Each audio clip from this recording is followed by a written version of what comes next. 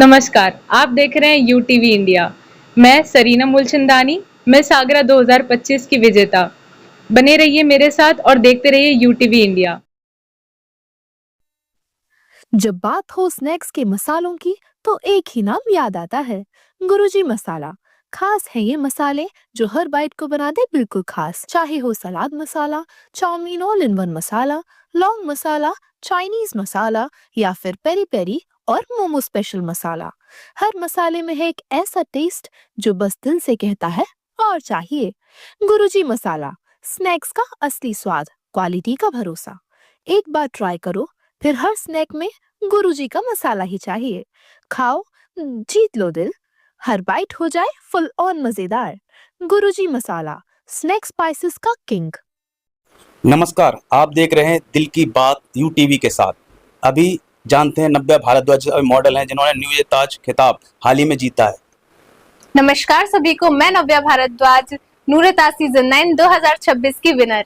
नव्या भारद्वाज जी ने जिस तरीके से कैरियर की शुरुआत की है और किस तरीके का आपके फैमिली सपोर्ट रहा और किस उम्र से आपको ये इस तरीके का कि मुझे मॉडल बनना है, कैसे आपको सोच हुई?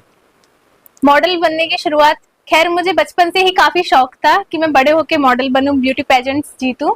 मेरी फैमिली ने हमेशा से मुझे बहुत सपोर्ट किया है। 2024 दिसंबर से मैंने अपनी मॉडलिंग करियर की शुरुआत की आईफा कैलेंडर मॉडल से, और आज मैंने नूरे ताज सीजन 9 2026 विन कर लिया है, जो आगरा का बहुत ही बड़ा शो है। और मैं सभी को ये कहना चाहूंगी कि परिवार अगर आपको सपोर्ट करे तो आप बहुत आगे तक जा सकते हैं, क्योंकि मेरी फैमिली ने मुझे स्टार्टिंग से ही बहुत सपोर्ट किया है और आज मैं इसलिए इतना बड़ा मुकाम हासिल कर पाई हूँ। आपने कहाँ कहाँ मॉडलिंग का शो किया और कितने अवार्ड अब तक जीत चुके हैं आप? अभी मैंने सबसे पहला मेरा आईफा का कैलेंडर शूट रहा था। उसके बाद मैंने काफी मेकअप शूट्स किए, काफी प्रधानमंत्री योजना द्वारा जो शूट्स होते हैं, जो शोज होते हैं, मैंने वो भी किए हुए हैं 3 बार। मैंने ताज महोत्सव में एज अ मॉडल वर्क किया हुआ है, जिसमें मैंने स्मृति चिन्ह लिया था, और काफी मैंने आगरा के बड़े बड़े मॉडल शूट्स किए हैं। उसके बाद मैंने नूरे ताज सीजन 8 की मिस ब्यूटीफुल स्माइल भी रह चुकी हूँ और 2026 की विनर। कहाँ है, आपको किसको देखकर मिली? मेरी आइकन है सुष्मिता सेन जी। उनको मैंने देखा, मेरी माँ ने मुझे बताया था उनके बारे में कि कैसे वो एक गरीब परिवार से बिलोंग करती थी, उनके पास अच्छी फैशनेबल ड्रेसेस नहीं थी, और उनको देखते हुए भी मुझे काफी इंस्पिरेशन मिली कि उन्होंने कैसे फिनाले में, उनके पास ग्लव्स नहीं थे, उन्होंने सॉक्स कट करके अपने हाथों में पहने थे। अपनी माँ, उनकी माँ टेलर थी, उनके द्वारा उन्होंने ड्रेस बनवाई थी, और उस समय ऐश्वर्या राय भी कंटेस्टेंट थी, तो उन्होंने हार नहीं मानी थी और अपने आप पे कॉन्फिडेंस रखा था। उन्हीं को देख के मैं काफी इंस्पायर होती हूँ। नूरे ताज के जब आप गए थे वहां पर तो किस तरीके के राउंड हुए, किस तरीके के कंपटीशन रहा और किस किस तरीके के क्वेश्चन आंसर रहे? नूरे ताज के बारे में मुझे पता चला था 2025 में, मैंने वहां से शुरुआत की। नूरे ताज के बारे में मुझे पता चला था सोशल मीडिया से, तो मैंने सोचा था कि ऑडिशन में जाकर देखती हूँ। ऑडिशन दिया, मैं सिलेक्ट हो गई थी, लेकिन किसी कारणवश मैं 2024 में विनर नहीं बन पाई थी। फिर मैंने खुद पे वर्क किया, मैंने अपना वेट लॉस किया 5 से 6 किलो, काफी प्रैक्टिस की और बहुत मेहनत करी, खुद के अंदर कॉन्फिडेंस लाया, बोलने का तरीका जो था मैंने उसमें सुधार किया अपना, और काफी अपने अंदर ग्रो किया, तो जिससे कि मैंने अगली साल भी उसमें पार्टिसिपेट किया। फिर मैंने दोबारा से ऑडिशंस दिए, उसमें मैं सेलेक्ट हो गई। टैलेंट राउंड दिया मैंने, जिसमें मैंने डांस सीखा था। 1 साल मुझे डांस इतने अच्छा आता नहीं था, फिर मैंने डांस सीखा, खुद पे वर्क किया, वॉक सीखी, तब जाके फिर मैंने ऑडिशन राउंड भी क्लियर कर लिया था, टैलेंट राउंड भी क्लियर कर लिया था, और फिर फिनाले का दिन आया था जिसमें मैंने वॉक की थी। उसके बाद क्वेश्चन आंसर राउंड हुआ था, जिसमें मैंने खुद के अंदर बहुत कॉन्फिडेंस रखा था। जजेस ने मुझसे एआई के बारे में पूछा था, जो मैंने उन्हें बिना अटके बहुत ही कॉन्फिडेंस के साथ एआई के बारे में बताया। उसके बाद मैंने इंट्रोडक्शन राउंड भी बहुत ही अच्छे से क्लियर किया, और उसके बाद मैं जीत गई थी मिस नूरे ताज सीजन। आपकी पढ़ाई कॉमर्स से है और आप फैशन शो और मॉडलिंग के क्षेत्र में हैं, आप कैसे मैनेज करते हैं? एक्चुअली अगर आपको अपनी जिंदगी में कुछ अचीव करना है, आपके सपने बड़े हैं, तो आपको सारी चीजें एक साथ लेके चलनी पड़ती है। मॉडल बनने का मतलब ये नहीं है कि आप पढ़े लिखे नहीं हो। मॉडल भी, आप एक परफेक्ट मॉडल तभी बन सकते हैं जब आपको हर चीज की नॉलेज हो। आपको पढ़े लिखा होना भी उतना ही जरूरी है। फैशन के साथ साथ फिल्मी लाइन में जाना भी चाहती हैं आप? जी बिल्कुल, फैशन के साथ मैं फिल्मी लाइन में भी जाना बिल्कुल चाहूंगी, क्योंकि मैंने सुना है कि इंडिया में जो ग्रोथ है वो फैशन इंडस्ट्री के साथ साथ फिल्मी इंडस्ट्री में भी बहुत अच्छी है। तो फेम के लिए तो मुझे फिल्मी इंडस्ट्री काफी ठीक लगती है। फैशन की दुनिया के बारे में आपका ख्याल क्या है और जो अफवाहें उनके ऊपर आती हैं उसके बारे में क्या कहेंगे? बिल्कुल, अफवाहें जो आई हैं वो बिल्कुल सही हैं, क्योंकि फैशन इंडस्ट्री में ऐसी चीजें होती हैं।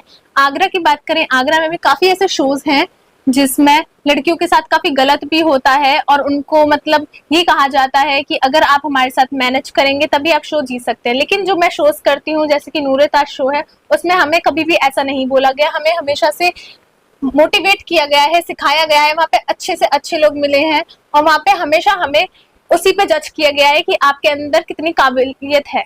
कुछ बच्चियां हैं जो सोचते हैं कि कहता हूँ हमारे परिवार मध्यम परिवार है और हम कैसे कर पाएंगे या कैसे हम लोग स्टाइल करेंगे, तो उनको क्या प्रेरणा देना चाहेंगे? जी बिल्कुल, जैसे कि आपने पूछा कि हम मिडिल क्लास से हैं, तो जैसा मैंने अभी आपको बताया था सुष्मिता सेन के बारे में, वो भी एक बहुत ही गरीब परिवार से थी और मैं भी बहुत ही ज्यादा अमीर परिवार से नहीं हूँ।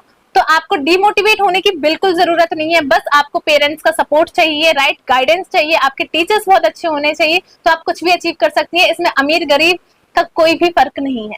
अब तक के सफर के बारे में क्या कहना चाहेंगे और परिवार का कैसा साथ रहा आपका? अब तक का ये मेरा सबसे खूबसूरत सफर था। परिवार ने मुझे पूरा सपोर्ट किया क्योंकि मेरे पेरेंट्स जो है वो इस फील्ड से बिलोंग भी नहीं करते। काफी रिलेटिव्स ने उनसे बोला था कि आप अपनी बेटी को इस फील्ड में भेज रहे हो, आप इस फील्ड में क्यों भेज रहे हो, ये तो ऐसी फील्ड है वैसी फील्ड है। लेकिन मेरे पेरेंट्स ने कभी उनकी बात नहीं सुनी और अपने बच्चों के सपने पूरे कराए, जिससे कि मैं उनकी बहुत ही ज्यादा आभारी हूँ। और मैं सबको यही संदेश देना चाहूंगी, सभी माँ बापों को यही बोलना चाहूंगी कि अपने बच्चों का आप सपोर्ट कीजिए, उन्हें मोटिवेट कीजिए, जिससे कि वो बहुत आगे बढ़ सके। मॉडलिंग के क्षेत्र में जहाँ एक भ्रांतियां फैली हुई है कि मॉडलिंग में जाएंगे तो ऐसा होता है वैसा होता है और माँ बाप उनको सपोर्ट नहीं कर पाते, वो बच्चे नहीं जा पाते हैं, उसके लिए आप क्या कहेंगे? देखिए, अगर हम क्षेत्र की बात करें तो आज के समय में हर क्षेत्र में यही सब हो रहा है। ये डिपेंड करता है खुद पर कि आप कैसे हैं। जैसे आप होंगे आपके साथ व्यवहार भी वैसा ही होगा। जहाँ गलत व्यवहार हो वहाँ आप बिल्कुल मत जाइए, कोई आपको फोर्स नहीं करेगा। जैसे कि मेरी जब जर्नी थी तो स्टार्टिंग में मैंने भी बहुत ज्यादा कठिनाइयों का सामना किया है। जैसे कि लोग मुझसे बोलते थे कि मुझे एक्सपीरियंस नहीं है, मुझे मेकअप करना नहीं आता, मुझे वॉक करनी नहीं आती है। लेकिन वो सब भी बहुत जरूरी है। जब तक आप ये सब सुनेंगे नहीं तब तक आप अपने आप को खुद को बदलोगे कैसे? क्योंकि फिर मैंने मेकअप करना सीखा, फिर मैंने वॉक करनी सीखी, तब मुझसे बीच में लोग कहते थे कि आपका वेट बहुत ज्यादा, फिर मैंने वेट लॉस भी किया। तो ये सारी चीजें भी बहुत जरूरी है जिंदगी में। इनसे आप हार मत मानिएगा, अपने अंदर कॉन्फिडेंट लाइएगा कि हाँ मैं इस चीज से बदलूंगी और खुद को और बेहतर बनाऊंगी। जिस तरीके से अभी आपने जो बताया कि परिवार का इतना सहयोग रहा, उसी तरीके से हमारे मित्रगण और अपने रिश्तेदार होते हैं। जब आपने इस तरह के कॉम्पिटिशन तो रिश्तेदारों का क्या ख्याल रहा आपके बारे में? देखिए, अगर आप रिश्तेदारों की सुनेंगे, समाज की सुनेंगे तो आप कभी आगे नहीं बढ़ पाएंगे। उन लोगों को इग्नोर करो ज्यादा से ज्यादा, क्योंकि अगर जब आप सक्सेसफुल हो जाओगे तो वही रिश्तेदार आपके पास आएंगे कहने कि अरे ये तो हमारी रिलेटिव है। फैशन के कपड़ों के बारे में क्या कहेंगे, जिस तरीके के लोगों का ख्याल है? फैशन हम सिर्फ कपड़ों से अंदाजा नहीं लगा सकते। फैशन का मतलब ये नहीं होता कि आप कैसे कपड़े पहनते हैं।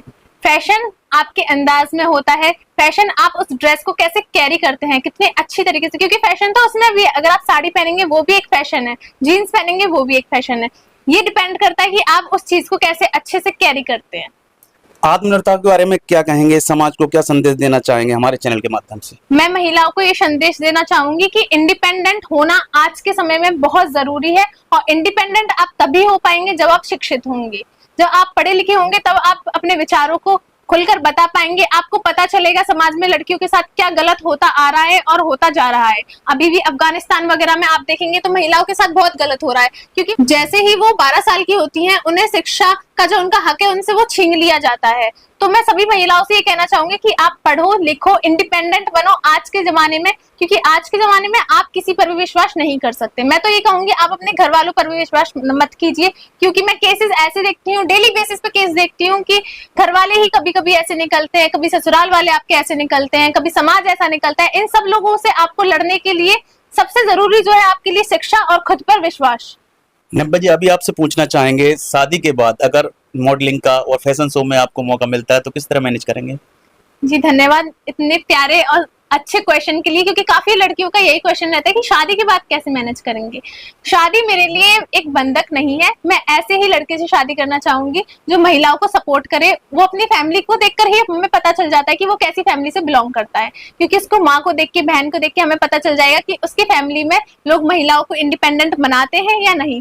तो मैं ऐसे ही घर में शादी करना चाहूंगी जो मुझे आगे बढ़ाए और जैसे मेरे माँ बापों ने बढ़ाया। सोसाइटी के लिए बनना, सोसाइटी को मैं एक संदेश देना चाहूंगी। मैं ये कहना चाहूंगी कि सभी लोगों को अपने दिलों में थोड़ी थोड़ी दया रखनी चाहिए, क्योंकि अगर आपके दिल में थोड़ी थोड़ी दया एक दूसरे के लिए होगी तो आप महिलाओं के प्रति गलत नहीं करेंगे। जो आदमी होते हैं उनके साथ भी गलत हो रहा है, उनके साथ नहीं करेंगे। जानवरों के साथ, अपनी धरती के साथ, पेड़ पौधों के साथ अगर आपके मन में थोड़ी भी दया होगी तो आप एक बहुत अच्छे इंसान बन पाएंगे। नब्या जी, आपको कैसा लगा यूटीवी के साथ दिल की बात करने में? आज मैं दिल की बात यूटीवी के साथ जुड़ी हूँ। मैं सर का बहुत धन्यवाद करना चाहूंगी कि उन्होंने मुझे ये मौका दिया जिससे कि मैंने अपने विचार रख पाई और अपना एक्सपीरियंस रख पाई। Thank you so much.